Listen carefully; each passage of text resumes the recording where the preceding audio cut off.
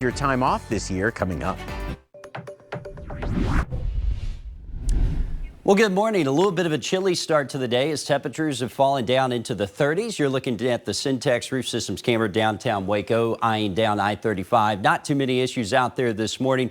Feels cool though. Temperatures feeling like they're in the mid-30s thanks to a light wind at around 5 miles per hour. 39 now in Goldthwaite, 38 in Lampasas. Gatesville is at 39, lower 40s from Walnut Springs to Meridian. 42 in West, 43 Rosebud, 47 in Salado. Our eastern counties sitting in the low to mid-40s here this morning as well, and even down into the Brazos Valley. Looks like you're at mid to upper 40s. Bryan warmer this morning at 48. We do have some high cloud cover that's working over. That's why temperatures are just a tad warmer down there. We'll continue to have high clouds work over again today, very similar to what we saw yesterday. So despite this chilly start, it'll end up being a nice afternoon. 50 by 9 o'clock. We're back in the mid-70s later on this afternoon. Winds will be a little gustier out of the south at around 15 miles per hour. Another beautiful day coming up, though. 73 in Waco, 74 in Temple, 75 in Killeen. Likely going to around 73, 74 in the Brazos Valley as well. Normally should be around 61, so we're running about 10 degrees above normal. Then tonight, falling down into the 40s and the 50s. Not as cold by the time you wake up in the morning.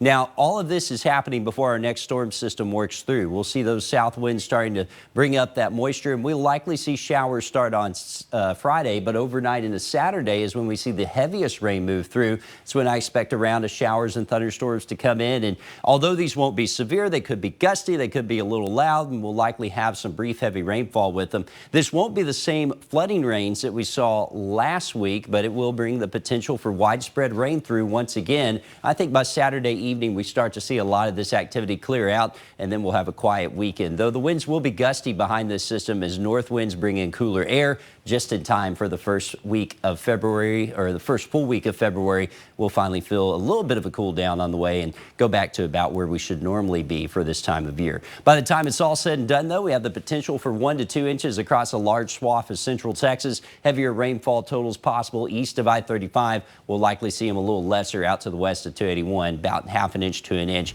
1 to 2 inches, maybe even some 3-inch totals possible east of I-35. Your 10-day forecast looks like this: 73 today, overnight down to 47, 71 Thursday, 69 on Friday. We'll get to 67 on Saturday. Those rain chances holding on Friday and into Saturday. Again, that'll be a first part of the day on Saturday. We get clearer air to come in here as we get into Sunday and Monday. Northwest winds take over. It will be quite breezy. Rain chances come back as we get into the end of next week. And in the Brazos Valley, more of the same. 60s and 70s holding on, likely back down into the mid-60s early next week.